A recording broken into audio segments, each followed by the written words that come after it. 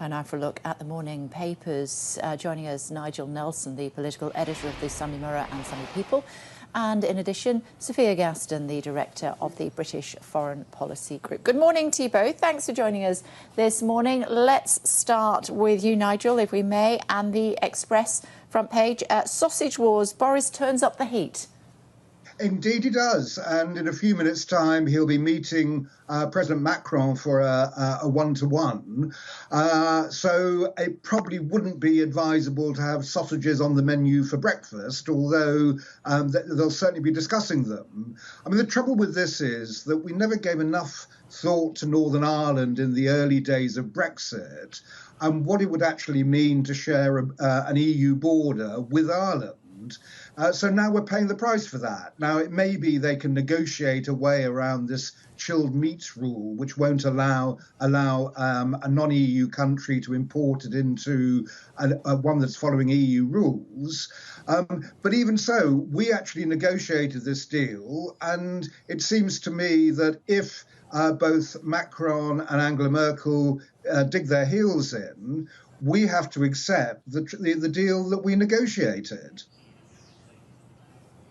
Well, we'll have to wait and see on that, won't we? Certainly that is very much on the agenda when the two leaders meet, as you say, in around about 40 minutes' time, Nigel. Sophia, you're interested in pages 6 and 7 of the Times. I was listening to him live yesterday when the Prime Minister was talking about the world being more feminine. Yes. Yesterday was the first kind of real kick-off day of the G7 summit. We had all the world leaders streaming in, and the big focus of the day was on aid, foreign aid, and also vaccinations, how we can vaccinate the developing world.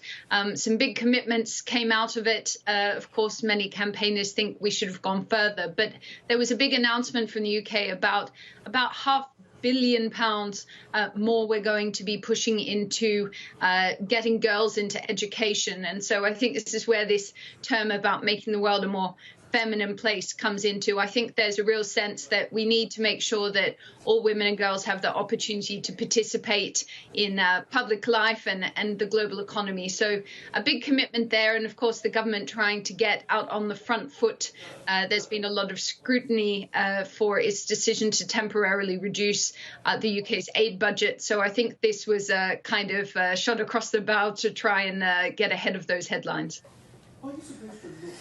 This is something you both want to talk about, I know, but let's start with you, Nigel, first, if I may. Mirror, pages 6 and 7. Freedom delayed. I was putting that point to, I don't know if you heard James Cleverly at the start of the programme this morning. He was very reluctant to say it had anything potentially extending for a month or so, had nothing to do with us keeping the borders open with India.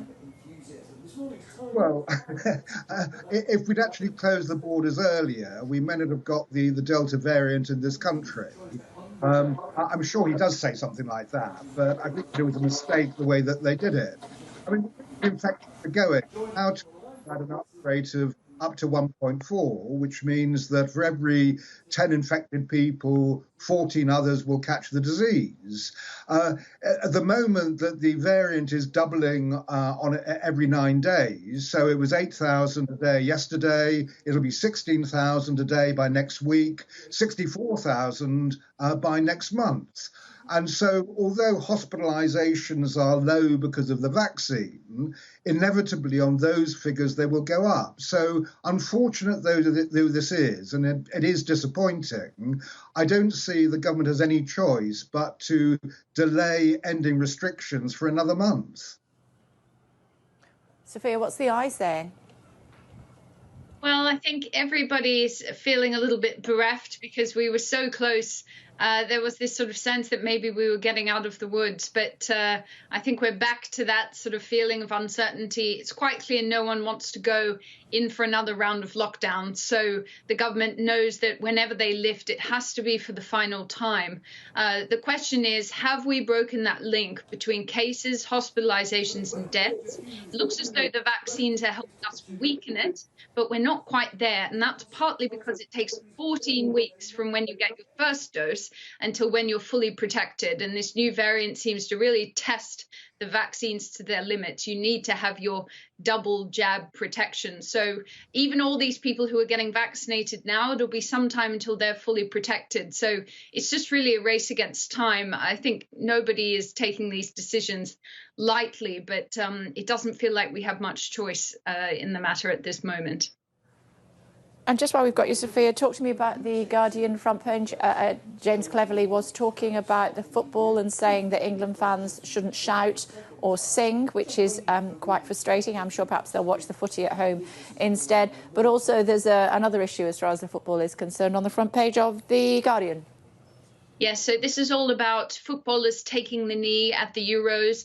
Essentially, the government has said, look, do as you wish. We're not going to stop you taking the knee. But they haven't come out and explicitly advised fans not to boo when this takes place. And so Labour leader Keir Starmer is holding their feet to the fire and saying that's what real leadership would be, is to say it's important to respect this act as well as allowing them to do it in the first place. So I think this is an issue which will continue to sort of ring around the Euros. But of course, that taking the knee is a signal of sort of raising protest about racial inequality. And I think that there are a lot of people who appreciate that and agree that that's a problem in our society. I think the question of the debate at the moment is really, is this too political for a sporting event?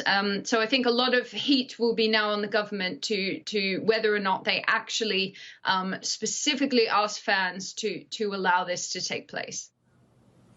OK, I know, Nigel, you want to talk to me about a hamster hotel, but we'll have to wait until the next hour. For now, though, both, thank you very much indeed. Thanks a lot.